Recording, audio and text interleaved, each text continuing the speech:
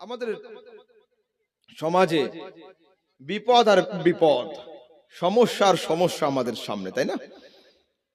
রাসূল আকরাম সাল্লাল্লাহু আলাইহি ওয়াসাল্লাম তিরমিজি শরীফের হাদিসে বলছেন, ইযা ফাআলাত উম্মতি 15 খাসলাতান হাল্লা বিহাল বালা। যখন আমাদের সমাজের মানুষ এই 15টা অপকর্মের সঙ্গে যুক্ত হবে, আসমান থেকে বালার দরওয়াজা তার জন্য খুলে দেওয়া হবে। কি কি? ইযা কানা আল মাগনামু দুআলা ওয়াল আমানাতু মাগনামা ওয়াজ যাকাতু মাগরামা ওয়া আতা আর রাজুলু যাওজাতাহু ওয়া আক্কা উম্মাহু ওয়া বাররা সাদিকাহু ওয়া জাফা আবাহু ওয়া ইরতাফাআতিল আসওয়াত ওয়া শুরিবাতিল খুমুর ওয়া লুবিসাল হারির ওয়া ইত্তাখাযাতিল কিনাত ওয়াল মাআযিফ। রাসূল বলছেন, যখন মানুষ আমানতে খেয়ানত শুরু করে দিবে, আসমান থেকে বালার দরওয়াজা খুলে দেওয়া হবে। এখন আমানতে খেয়ানত হচ্ছে না? হচ্ছে। তারপরে যখন গরিব মিসকিন ফকিরের মাল সমাজের নেতারা নিজেদের প্রাইভেট প্রপার্টি হিসাবে ব্যবহার করতে আরম্ভ করবে, আসমান থেকে বালার দরওয়াজা খুলে দেওয়া হবে। হচ্ছে না এখন? হ্যাঁ। ওয়া যাকাতু মাগরামা, যাকাত যে সময় সমাজে লোকের সামনে জরিমানার মালে পরিণত হবে। যেমন একজন লোকের পকেটে টিকিট নেই, বহরমপুরে ট্রেন থেকে নেমেছে, টিটি বলছে আসসালামু আলাইকুম। উত্তর কি হবে? স্যার আজকে টিকিট কাটতে পারিনি। ওয়া আলাইকুম আসসালাম। আগে সারেন্ডার হবে ও, তারপরে উত্তর দিবে। তবে যে পৃথিবীর মানুষ, সমাজের আলেমরা, মুফতিরা, মুদাররিসিনরা, ইমাম সাহেবগণ যখন বড় বড় ধনীদেরকে যাকাতের মসলা শোনাবে এবং যাকাতের টাকা দিতে বলবে, তাদের চেহারাগুলো কেমন হবে? বিনা টিকিটে টিটির সামনে প্যাসেঞ্জারের চেহারা যেমন হয়ে যায়, মৌলবীকে দেখলে জাকাত দেওয়ার ভয়ে তাদের চেহারাগুলো বাংলা 5 হয়ে যায়। এগুলো সব হাদিসের কথা। তারপরে শুনুন, ওয়া আতা আর রাজুলু যাওজাতাহু ওয়া আক্কা উম্মাহু, যে সমাজের যুবকরা স্ত্রীর মোহাব্বতে মাকে ধাক্কা মারবে, আসমান থেকে বালার দরওয়াজা খুলে দেওয়া হবে। এ কাজ হচ্ছে না? হচ্ছে না সমাজে? হ্যাঁ, প্রায় বাড়িতেই এই সমস্যা। তারপরে কি রাসূলের নজর দেখুন, আতা আর রাজুলু যাওজাতাহু ওয়া আক্কা উম্মাহু, পুরুষরা স্ত্রীর মোহাব্বতে মাকে ধাক্কা মারবে, মায়ের নাফরমান হবে। তারপরে বাররা সাদিকাহু জাফা আবাহু, সমাজের যুবকরা নিজের বন্ধুকে সন্তুষ্ট রাখার জন্য আব্বার সঙ্গে ঝগড়া করবে। 1 জানুয়ারি, 31 নাইট, 1 বৈশাখ রাত 10টার সময় কেটিএম মোটরসাইকেল নিয়ে বেরিয়ে যাচ্ছে কোথায়? পিকনিকে। আব্বা বলছে যাওয়া হবে না, বলছে আমি যাব, তুমি কি করতে পারো করো। এই তো হয়ে গেল কাজ, আসমান থেকে বালার দরওয়াজা তোমার জন্য খুলে গেল। তারপরে সুরে বাতিল খুমুর, সমাজে যখন মদ পান সাধারণ থেকে সাধারণ হয়ে যাবে, আসমান থেকে বালার দরওয়াজা খুলে দেওয়া হবে। বলুন, আপনাদের এখানে যারা 35-এর উপরে, 40-এর উপরে, মোর দ্যান 60 ইয়ার ওল্ড যারা এখানে আছেন, তারা বুকে হাত দিয়ে বলুন যে আজ থেকে 40 বছর আগে এই গ্রামে কয়জন লোক মদ পান করতো আর এখন কতজন মদ পান করে? পার্সেন্টেজ বাড়েনি? অনেক বেড়েছে, অনেক।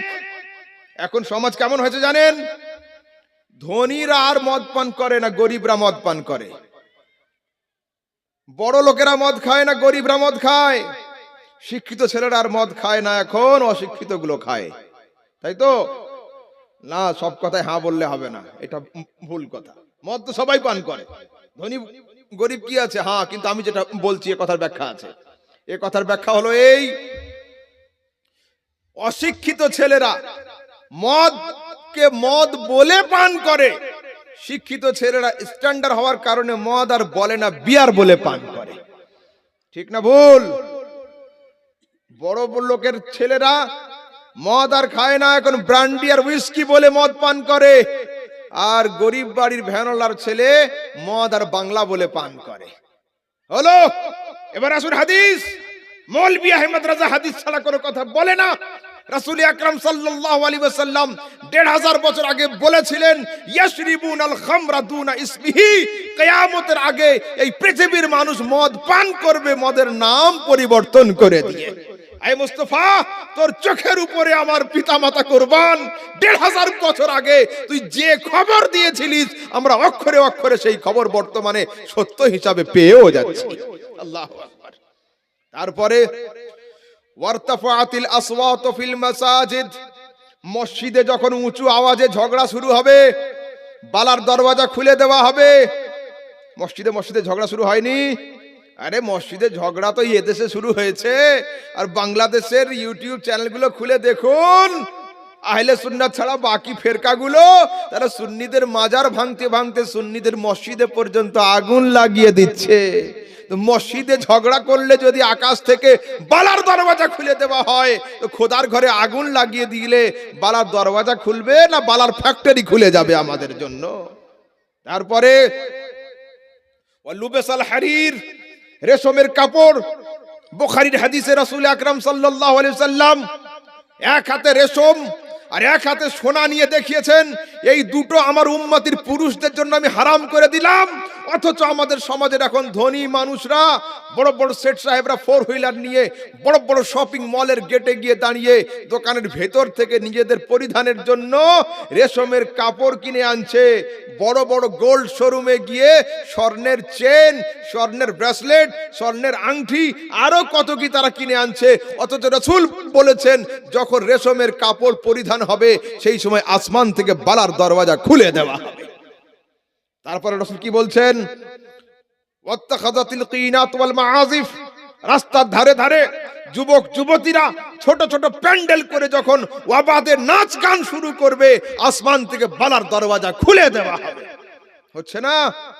হ্যাঁ। তারপরে শোনেন, এখন আমাদের সমাজের যুবকরা, জানি না আপনাদের গ্রামের দিকে উই পোকা কতটা লেগেছে, শহর বাজারের দিকে আমরা যাই থাকি, তো মসজিদে সিটি শহরের মসজিদগুলোতে ঢুকলে দেখতে পাচ্ছি এখন 40%, 50%, অনেক জায়গায় 60% ছেলেরা খালি মাথায় নামাজ পড়তে আসছে। শুরু হয়েছে এদিকে? হ্যাঁ, খালি মাথায় নামাজ। বাহ, কি সুন্দর! এরা বিশ্ব জয় করবে খালি মাথায় নামাজ পড়ে। শোনেন, আপনি যখন ডাক্তারের চেম্বারে যান, ডাক্তার যখন প্রেসক্রিপশন লেখে, তো ডাক্তার যে ড্রেসে থাকে, ওই ডাক্তার যখন ওটিতে ঢোকে কাউকে অপারেশন করতে, অপারেশন থিয়েটারে, সেই ড্রেসে ঢোকে না। ডাক্তার একটা ফুল কভার লাগিয়ে নেয়, তাই না? হাতে হ্যান্ড গ্লাভস লাগিয়ে নেয়, নাকে মাস্ক লাগিয়ে নেয়, মাথায় একটা ক্যাপ লাগিয়ে নেয়। উকিলের বাড়িতে যখন আপনি আমি যাই কেস লেখানোর জন্য, তো যে ড্রেস পোশাকে থাকে, উকিল যখন কেসের ফাইল হাতে নিয়ে জজের সামনে যায়, তখন কি সেই ড্রেসে থাকে? না, একটা কালো কোট বা মৌলবীদের মতো কালো জুব্বা গায়ে পরে নিতে হয়। দেখেননি আপনাদের সিএম সুপ্রিম কোর্টে দাঁড়িয়ে ছিল, তো কি পরেছিল? ওনার যেটা ড্রেস সেটা ছিল, কিন্তু কালো একটা কোট কিন্তু উপরে ছিল, নয়তো অ্যালাও হবে না জজের সামনে, পড়তেই হবে। হলো। তারপরে প্লেয়ার যখন কোচের সঙ্গে ক্লাবের মধ্যে আড্ডা দেয়, যে ড্রেস পরে থাকে, যখন ফিল্ডে নামে সেই ড্রেসে থাকে না, জার্সিটা পরে নেয়। ছেলে মেয়ে যখন স্কুলে যায় না, বাড়িতে থাকে, যে ড্রেসে থাকে, স্কুলে যাওয়ার সময় সেই ড্রেসে থাকে। ইউনিফর্মটা পরতে হয়। তো পৃথিবীর মানুষ দুনিয়ার প্রত্যেকটা ধাপ, প্রত্যেকটা জায়গা, প্রত্যেকটা স্টেপে যাওয়ার জন্য নির্দিষ্ট পোশাক থাকলো। আর আমরা মসজিদকে, তোমরা মসজিদকে এত নিম্ন স্তরের জায়গা করে দিলে, আল্লাহর ঘরকে এত বেদাম করে দিলে, সেখানে যাওয়ার জন্য কোনো ড্রেস নেই, তোমাদের মাথায় টুপিও থাকছে না। অথচ আল্লাহ পাক বলেছেন, খুযু জিনাতাকুম ইনদা কুল্লি মসজিদ। মসজিদে যখন প্রবেশ করবে, তোমরা ফুল ইউনিফর্মে প্রবেশ করো।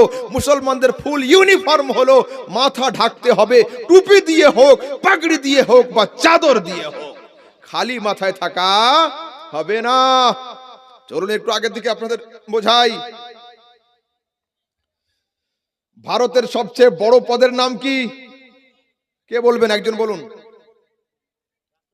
বাহ, রাষ্ট্রপতি পদ, এটাই সবচেয়ে বড়। তারপরে হলো প্রধানমন্ত্রী। ঠিক আছে, চলুন আব্দুল কালাম স্যার কে ছিলেন? ভারতের রাষ্ট্রপতি। মনমোহন স্যার কে ছিলেন?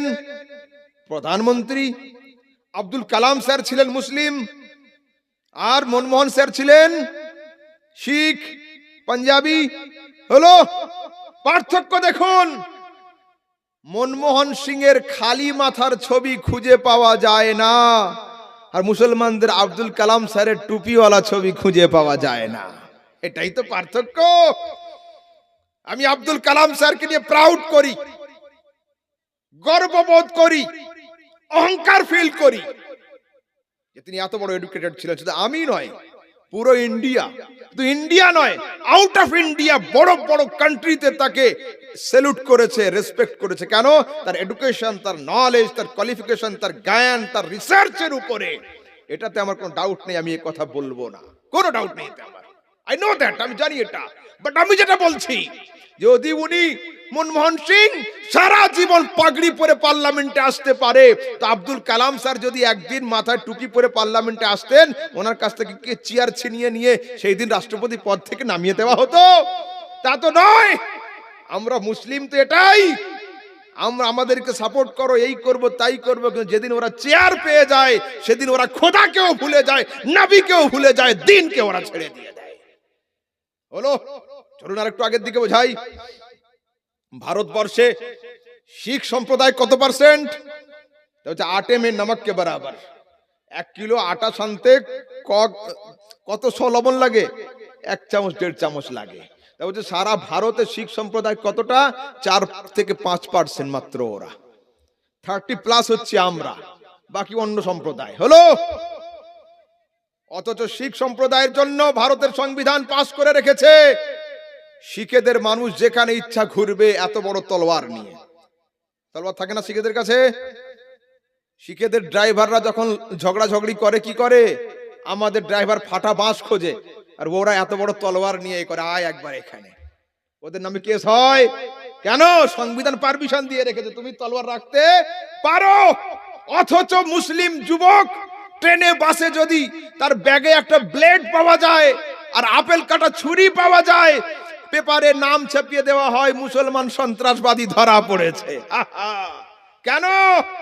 আরে এই জন্যই হাতে তলোয়ার রাখা ছিল মুস্তাফার সুন্নাত, তলোয়ার রাখা ছিল আবু বকরের সুন্নাত, উমারের সুন্নাত, উসমানের সুন্নাত, আলীর সুন্নাত। হযরতে উমর রাষ্ট্রপ্রধান হিসাবে সবসময় হাতে ছড়ি রাখতেন। আজ আমরা তলোয়ারও ছেড়েছি, ছড়িও ছেড়েছি। 1500 বছর থেকে যদি এই সুন্নাতের উপরে মুসলিম জাতি আমল করত, তো শিখ সম্প্রদায়ের মতো আমাদের জন্য সংবিধানে একটা ধারা পাস হয়েই থাকতো। আমরা তা তো করিনি।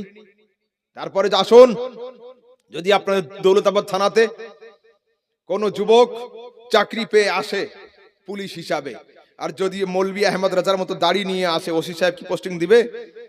দিবে? কি বলবে? সেলুনে যাও, ক্লিন শেভ করে এসো, আগে চেঁচে সাফ সুফ করে এসো, জঙ্গল রাখা যাবে না। হলো, অথচ বিএসএফ, আর্মি, নেভি, এয়ারফোর্স, এই সমস্ত ফোর্সদের মাঝখানে যেগুলো কমান্ডো পদ থাকে, কমান্ডো, এই কমান্ডো বেশিরভাগ শিখ সম্প্রদায় হয়। শিখ সম্প্রদায়ের বিএসএফ আর্মি গুলো কমান্ডো হয়। এদের মুখে দাড়িও থাকে, আমার থেকে বড় পাগড়িও থাকে। এদের চাকরিতে কোনো আপত্তি হয় না। এইবার আমার প্রশ্ন, হে যুবক, গুরু নানকের জন্ম কবে ছিল আর তোমাদের রাসূল দুনিয়াতে কবে এসেছেন? শিখেদের গুরু নানক 250 বছর আগের লোক। তিনি তাদেরকে দাড়ি রাখার নির্দেশ দিয়েছিলেন আর মাথায় পাগড়ি পরার নির্দেশ দিয়েছিলেন। শিখেরা ফাঁসির মঞ্চে গিয়েও দাড়ি কাটতে রাজি হয় না, মাথা থেকে পাগড়ি খুলতে রাজি হয় না। 1500 বছর আগে থেকে আমাদের রাসূল শান্তির বার্তা বাহক মুহাম্মদুর রাসূলুল্লাহ, তিনি দাড়িও শিখিয়েছিলেন, তিনি টুপিও পরতে বলেছিলেন। আমরা টুপিও ছেড়েছি, দাড়িও ছেড়েছি, ছড়িও ছেড়েছি। এর পরেও ফের আমরা দাবি করছি আমাদের উপরে এত অত্যাচার কেন, এত জুলুম কেন, আমরা পদ পাচ্ছি না কেন? তোমরা তো তোমাদের নেতার নিয়ম মাননি, তো পদ পাবে কি করে? চলুন একটু আগের দিকে যাই। আগের যুগে এইখানে যারা বয়স্ক লোক আছে তারা বলতে পারবেন, আমাদের সবগুলোর বয়স কম। এখানে যারা স্টেজে বসে, আজ থেকে 40 বছর আগে নতুন বৌমা যখন গ্রামে আসতো, ঘোমটাগুলো কত দূর থাকতো বলেন তো? এই পর্যন্ত ঘোমটা থাকতো। হ্যাঁ, মুখ দেখতে গেলে কাপড় ওঠাতেই 2 মিনিট সময় লেগে যেত মুখের পাল তুলতে, এত লম্বা। আর এখন বিয়ে করে আনার পরে ওই ছেলের বন্ধুরা সবচেয়ে প্রথমে ভাবির সঙ্গে সেলফি নিয়ে ফেসবুকে দিয়ে দেয়, আমার ফ্রেন্ডের কিউট ওয়াইফ। হায় আফসোস, তোরা হলি দাইয়ুস।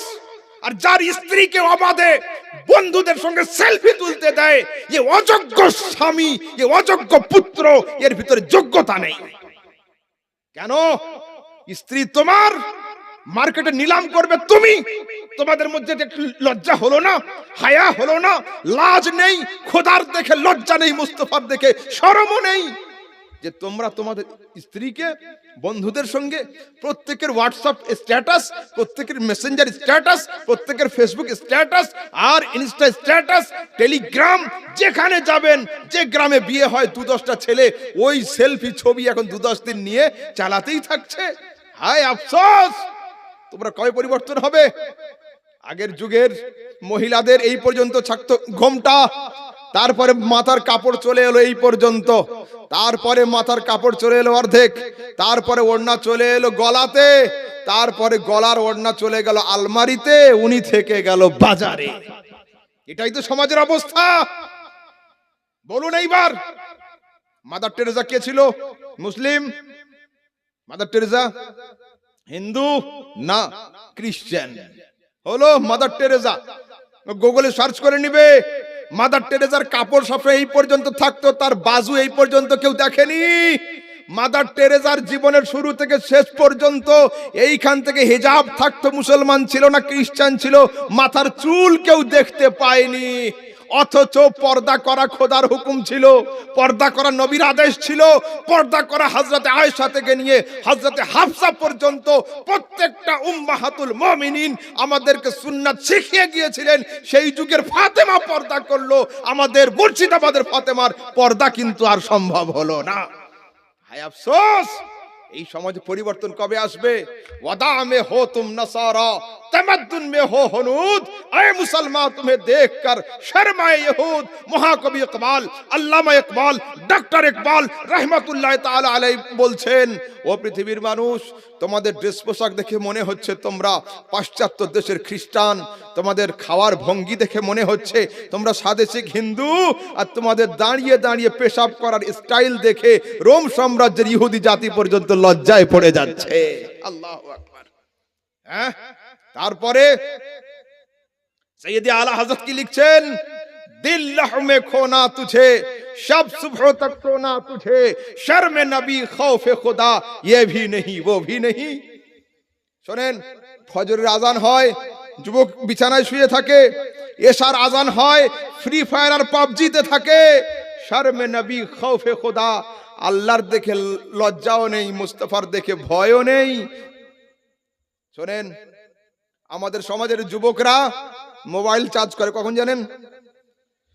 মোবাইলে যখন চার্জ থাকবে না তখন তো চার্জ করতে হবে।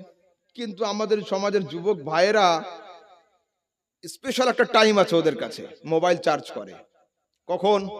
যখন আব্বা আম্মার সঙ্গে বড় ভাইয়ের সঙ্গে রাতের বেলা ভাত খেতে বসে, ওই সময় মোবাইলটা ঘরে চার্জে লাগিয়ে দিয়ে আসে। ওই আধ ঘন্টা ফাঁকা টাইম পায় ওরা, যে আমি এদিকে পেট ভরাচ্ছি, তুইও পেট ভরা, একটু পরে ধরবো। সারা রাত শুধু এই করছে, সারা রাত এই করে এই করে এই করে। ঘুমায় কখন? যখন মসজিদ থেকে আওয়াজ হয় আসসালাতু খায়রুম মিনান নাওম, আমাদের ছেলেটার হাত থেকে মোবাইল পড়ে যায়, ইন্না লিল্লাহি ওয়া ইন্না ইলাইহি রাজিউন। এই তো অবস্থা। সারা রাত ঘুমানোর পরে, যুবক হোক যুবতী হোক, রং যেমন হোক, ঘুম যদি ভালো হয়, সকালে যখন উঠবে দেখবেন ফ্রেশনেস চলে আসে চেহারার উপরে, তাই না? চেহারা সুন্দর হয়। আমাদের বাড়ির যুবক যুবতীগুলো যখন ঘুম থেকে ওঠে, চোখগুলো ঢুকে থাকে, বালগুলো উলঝা উলঝা, দাড়িগুলো বিখরি বিখরি। কেন? আর এই জন্য সারা রাত ও তো ঘরে ছিল, ওর বডি বিছানাতে ছিল, কিন্তু ও ঘরে ছিল না। হয় ফেসবুক, নয় ইনস্টা, নয় হোয়াটসঅ্যাপ, নয় মেসেঞ্জার, নয় আইএমও, যে কোনো একটা কলে ও সারা রাত কাটিয়েছে। ওর দেহ ঘরে ছিল, ও ঘরের ভিতরে ছিল না। আমাদের ছেলেরা ঘুম থেকে ওঠে কখন? বাপ যখন বাজার করে এনে ঘরে দিয়ে দেয় আর মায়ের ভাত রান্না হয়ে যায়, নবাব তখন ঘরের দরওয়াজা খুলে হাতে ব্রাশ নিয়ে বের হয়। হ্যাঁ, যে ছেলের আমাদের সমাজের যুবকরা কতদিন ধরে যে সূর্য উদয় দেখেনি ও জানে আর আল্লাহ জানে। এরা সূর্য উদয় দেখে না, বেলা 10টার সময় ঘুম থেকে ওঠে আর সারা দিন একটাই কথা বলে, হুজুর দিন ছোট হয়ে গিয়েছে গো, কাজ শেষ হচ্ছে না। আরে পাগল, তুমি উঠছো তো অর্ধেক দিন পরে। একদিন ফজরের সময় ওঠো, হযরতদের সঙ্গে ফজরের নামাজ জামাতে আদায় করো, বিসমিল্লাহ বলে কাজে হাত দিয়ে দাও, দেখবে কাজ ছোট হয়ে যাবে, দিন বড় হয়ে যাবে। তোমরা সেটা করো না। যে সমাজের যুবক সূর্য উদয় দেখে না, সে সমাজের যুবক নিজেদের জীবনের সূর্য উদয় দেখতে পাবে না। মেহনত করতে হবে। আলা হযরতের ছোট সাহেবজাদা জগতের মুফতি আজম হিন্দ লিখছেন, জমিন কে উপর কাম, জমিন কে নিচে আরাম। যতদিন এইখানে আছো যা কাজ করার করে নাও, ঘুমানোর টাইম তো ওখানে আছে। আরে জাগনা है तो जाग ले, अफलाक के साए तले हशर तक सोता रहेगा खाक के साए तले। যদি খাটতে হয়, মেহনত করতে হয়, পরিশ্রম করতে হয় তো আসমানের ছায়াতে পরিশ্রম করে নাও, কিয়ামত পর্যন্ত তোমাকে শুয়েই থাকতে হবে, মাটির ছায়া যখন তোমার উপরে চলে আসবে। আল্লাহু আকবার। হলো যুবক, শোনো, সমাজ পরিবর্তন আনো, পরিবর্তন। এখন আমাদের সমাজের যুবকরা ফ্রেন্ডশিপ খুব করছে, যার তার সাথে হাত মিলিয়ে দিয়ে স্কুলে কলেজ আর ইংলিশ শিখে গিয়েছে। Can we make a good friendship?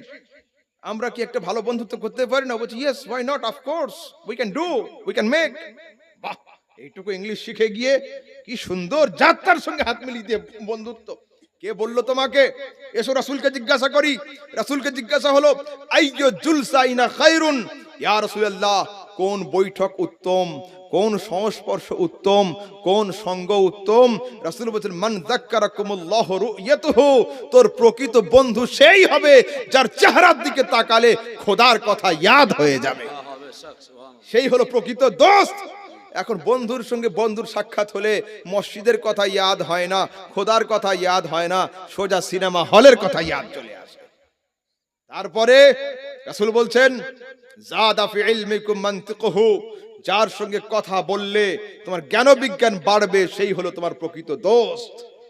3 নম্বর কথা রাসূল বলছেন, যার ওঠা, যার চলা, যার খাওয়া, যার বসা, যার দিকে তাকালে আখিরাতের ভয় অন্তরে তৈরি হবে, সে হলো তোমার প্রকৃত দোস্ত। এই 3টে কথাকে মাথায় রেখে আজকের বাড়ি গিয়ে যুবকরা লাইট অফ করে দিয়ে নিজের ফ্রেন্ড সার্কেল, বন্ধু যারা আছে ওদের দিকে তাকিয়ে দেখবে এই 3টে কোয়ালিটি কার কার মধ্যে পাওয়া যাচ্ছে। 100-র মধ্যে একজনের পাওয়া যাবে না। তাহলে আসুন আর একটু হাদিস দিই। রাসূল আকরাম সাল্লাল্লাহু আলাইহি সাল্লাম বলছেন, লা তাযুলু কদমা ইবনে আদম ইয়াউমাল কিয়ামতি হাত্তা ইউসআল আন খামসিন, কিয়ামতের দিনে আদমের আওলাদ একটা ধাপ পা উঁচু করতে পারবে না যতক্ষণ পর্যন্ত এই 5টা প্রশ্নের উত্তর সঠিকভাবে দিতে না পারে। রাসূলকে জিজ্ঞাসা হলো, হুজুর প্রশ্নগুলো কি? রাসূল আকরাম সাল্লাল্লাহু আলাইহি সাল্লাম বলছেন, আন উমরিহি ফিমা আফনাহু, তোমাদের জীবন সম্পর্কে জিজ্ঞাসা হবে, তোমাদের জীবনটা কোন কাজে লাগিয়েছিলে। আন শাবাবিহি ফিমা আবলাহু, তোমাদের যৌবন সম্পর্কে জিজ্ঞাসা হবে, তোমাদের জওয়ানিকে কোন কাজে ক্ষয় করেছিলে। আন মালিহি মিন আইনা ইকতাসাবাহু, তোমাদের ধন সম্পদ সম্পর্কে জিজ্ঞাসা হবে, কোন জায়গা থেকে উপার্জন করেছিলে। ওয়া মিন আইনা আনফাকাহু, আর উপার্জন করা ধন সম্পদ কোন জায়গাতে খরচ করেছিলে। মাযা আমিলা ফিমা আলেমা, আর আলেমদের মুখ থেকে যা যা শিখেছিলে, যা যা জ্ঞান অর্জন করেছিলে তার উপরে তুমি যথার্থ আমল করেছিলে কিনা। এই 5টা প্রশ্নের উত্তর যদি তোমরা দিতে নাও পারো, কিয়ামতের দিনে একটা ধাপ তোমরা এগিয়ে যেতে পারবে না। বলুন যুবকরা, বোঝো একটু। যদি পরীক্ষার দিন সকালে হেডমাস্টারের ঘরের দরওয়াজা, হেডমাস্টারের অফিস রুমের দরজা ভাঙা থাকে, সেদিনকার পরীক্ষা হবে? হবে? হবে না। কি বলবে? আজ পরীক্ষা নেওয়া সম্ভব নয়, আমার ঘরের তালা ভাঙা, মানে প্রশ্নপত্র লিক হয়ে গিয়েছে, আর পড়া হবে না আজকে পরীক্ষা। ইন্টারভিউয়ের আগের দিন প্রশ্নপত্র যখন আসে, ওই গাড়ি যদি অ্যাক্সিডেন্ট হয়ে গিয়ে তালা ফালা ভেঙে যায়, ইন্টারভিউ আর হবে না। কেন? প্রশ্ন লিক হয়ে গিয়েছে, প্রশ্নপত্র আউট। অথচ তোমাদের রাসূল, আমাদের রাসূল মুহাম্মদ আরবি কত বড় দয়ার পয়গম্বর, ১৫০০ বছর আগে তিনি জানিয়ে দিয়েছেন কবরে কটা প্রশ্ন হবে, কি কি হবে, কিয়ামতের দিনে মাথা ওঠানোর পরে প্রথম প্রশ্ন কি হবে, এবং কবর থেকে বেরিয়ে কিয়ামত এবং কিয়ামতের দিনে প্রথম প্রশ্নের পরে 5টা প্রশ্ন হবে, সে প্রশ্ন কি কি হবে তাও জানিয়ে দিয়েছেন। এরপরে যদি আমরা প্রিপারেশন না নিতে পারি, প্রিপেয়ার না হতে পারি, তৈরি না হতে পারি, প্রস্তুতি না নিতে পারি, এটা আমাদের ব্যাড লাক হবে, দুর্ভাগ্য ছাড়া অন্য কিছুই আর হবে না। ইমাম আহলে সুন্নাত সৈয়দ আলা হযরত লিখছেন, আজ লে উনকি পনাহ, आज मदद मांग उनसे, फिर ना मानेंगे कयामत में गर मान गया। পরীক্ষার হলে যাওয়ার আগে যত পারো প্রিপারেশন নাও, কেউ মানা করবে না, কিন্তু রেজাল্ট বেরিয়ে যাওয়ার পরে তুমি যত কান্না করো, ফয়েকার ল কিন্তু পাশে পরিবর্তন হবে না। তা বলছে মানতে হয় আজ মানো, স্বীকার করতে হয় আজ স্বীকার করো, আমল করতে হয় আজ আমল করো। কিয়ামতের দিনে ফেরেশতাদের হাতের ডান্ডা দেখে মানি মানি করলে মামলা কিন্তু ঠান্ডা হবে না। যা করার আজই করতে হবে, দুনিয়াতে করতে হবে। ঠিক আছে।